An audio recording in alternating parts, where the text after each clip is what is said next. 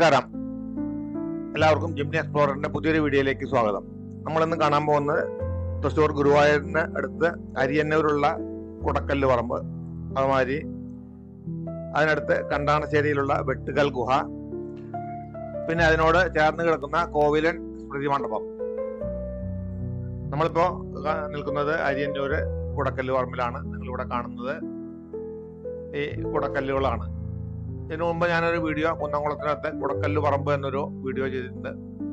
വളരെ വിശാലമായ ഒരു പറമ്പാണ്. ഏക്കർ കണക്കിന് ഉള്ള ഒരു പറമ്പിൽ വളരെയധികം കുടക്കല്ലുകൾ പല രൂപത്തിലും ഉള്ളതും നശിച്ചതും നശിക്കാതിരിക്കുന്നതും ആയിട്ടുള്ള കുടക്കല്ലുകളെല്ലാം ഞാൻ അതിൽ കാണിച്ചിരുന്നു.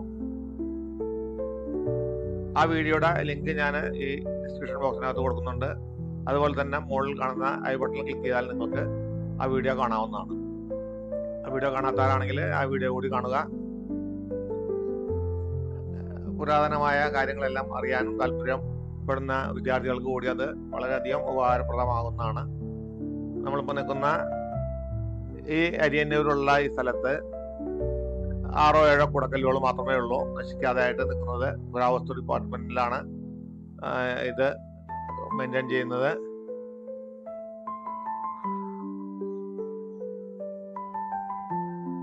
ഇവിടെയുള്ള കുടക്കല്ലുകളിൽ 6 ഉള്ളതിൽ ഏതാണ്ട് 1 മാത്രമാണ് ഇങ്ങനെ കല്ല് പൊട്ടിയിട്ടായിട്ട് താഴെ വീണ് കിടക്കുന്നതായിട്ട് കാണുന്നത്.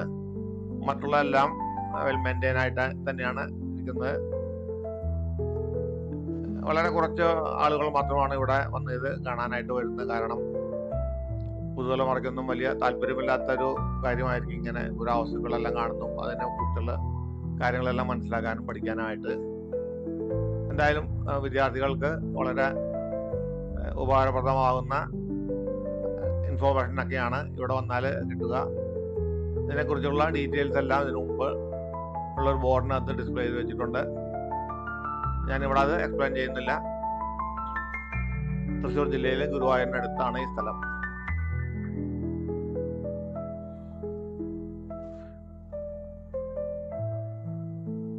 വളരെ കുറച്ച് മാത്രമേ ഇവിടെ കാണാനുള്ളൂ. ഇവിടുത്തെ കാഴ്ചകൾ കണ്ടിട്ട് നമുക്ക് ഇവിടുന്ന് നേരെ ഇവിടെ നിന്ന് വളരെ അടുത്ത് തന്നെ കിടക്കുന്ന കണ്ടാണശ്ശേരി എന്ന സ്ഥലത്തേക്ക് പോകാം. അവിടെയാണ് വെട്ടുകൽ ഗുഹ. ഈ ചാനൽ ആദ്യമായിട്ട് കാണുന്നവരാണെങ്കിൽ സബ്സ്ക്രൈബ് ചെയ്ത് സപ്പോർട്ട് ചെയ്യുക. നിങ്ങളുടെ സപ്പോർട്ടിനെങ്കിൽ കൂടിയേ എനിക്ക് കൂടുതൽ വീഡിയോകൾ ചെയ്യാനുള്ള ഇൻസ്പിറേഷൻ കിട്ടുകയുള്ളൂ. നമ്മളങ്ങനെ കണ്ടാണശ്ശേരി എത്തി. നമ്മൾ നേരെ ഈ കിടക്കുന്നതാണ് വെട്ടുകൽ ഗുഹ.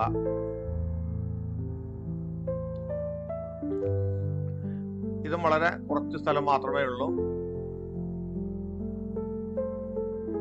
ഇവിടെ താഴെ കാണുന്നതാണ് ഈ വെട്ടുകൽ ഗുഹ.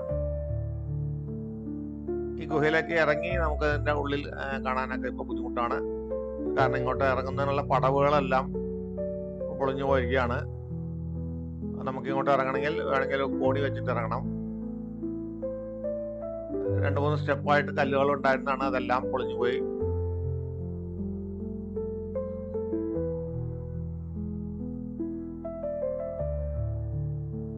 ഇതിന്റെ ഒരു മൂലയിലായിട്ടൊരു ഇരിക്കുന്നതിന് വേണ്ടി ഒരു ബെഞ്ച് ഉണ്ട്. അതുപോലെ തന്നെ ഇവിടുത്തെ എല്ലാ കാര്യങ്ങളും വിവരിച്ചുകൊണ്ട് ഡിസ്പ്ലേ ചെയ്തിട്ടുള്ള ഒരു ബോർഡും ഉണ്ട്.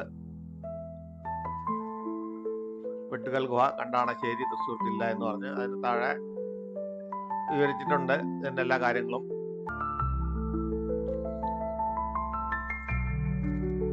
മുകളിൽ നിന്ന് നമ്മള് ക്യാമറ ഞാൻ ഉള്ളിലേക്ക് കടത്തി നോക്കി.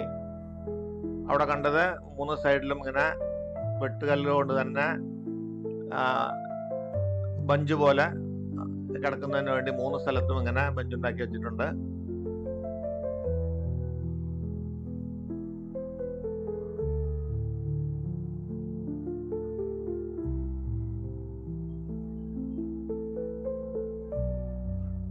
ഇവിടെ കാണുന്നതാണ് ഈ ഇറങ്ങാനുണ്ടായിരുന്ന സ്റ്റെപ്പുകൾ. പക്ഷെ അവിടെ സ്റ്റെപ്പുകളിൽ ഇപ്പോൾ വളരെ ബുദ്ധിമുട്ടി ചാടി കയറാനൊക്കെ പറ്റുമായിരിക്കും. പക്ഷെ ഞാൻ അതിന് മുതിർന്നില്ല. ഒരു കോണി ഉണ്ടെങ്കിൽ ഇപ്പോൾ ഇറങ്ങാനായിട്ട് സാധിക്കുകയുള്ളൂ.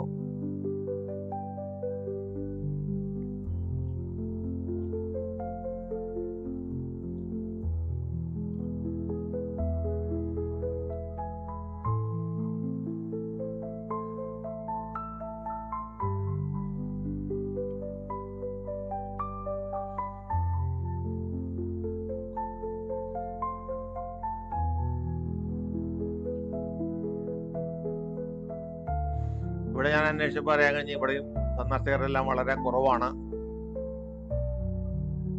പുരാവസ്തുവിനെ കുറിച്ച് ഗവേഷണം ചെയ്യുന്ന ചില വിദ്യാർത്ഥികൾ മാത്രമാണ് ഇവിടെ വന്ന് ഇതെല്ലാം കാണുന്നത്.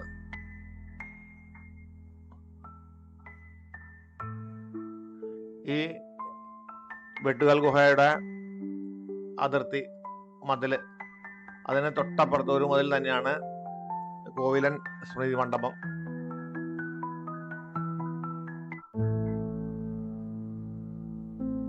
നമുക്ക് അതുകൂടി ഒന്ന് കാണാം.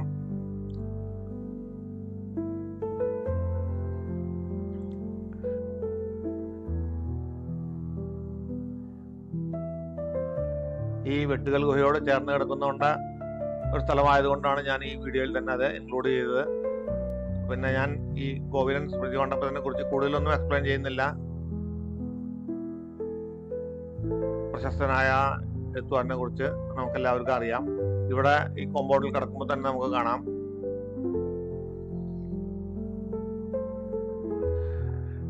ഇവിടെ ആകെ പുല്ല് പിടിച്ച് കിടക്കുകയാണ്.